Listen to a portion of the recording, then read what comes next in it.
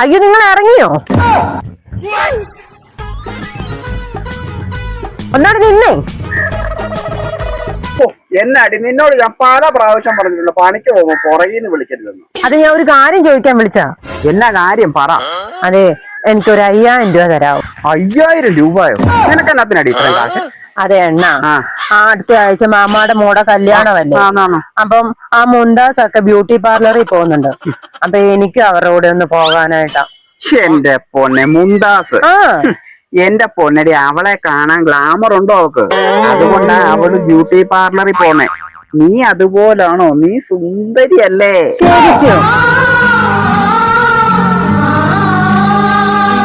ഞാൻ കുഞ്ഞായിരുന്നപ്പോഴേ എല്ലാരും എന്നെ സുന്ദരീന്നാ വിളിച്ചോണ്ടിരുന്നേ. ശരിയാ ശരിയാ ശരിയാ. പിന്നെ നീ ആ മുന്താസിന്റെ കൂടെ കൂട്ടുകൂടിയൊന്നും വേണ്ട കേട്ടോ. നീ സുന്ദരി ആയതുകൊണ്ടേ അവക്ക് നിന്നോട് അസൂയ. അവക്ക് 5000 രൂപ കൊടുക്കാന്ന് ഞാൻ 5 പേരോട് കടം മേടിച്ചില്ല. ഇനി എന്നാടി?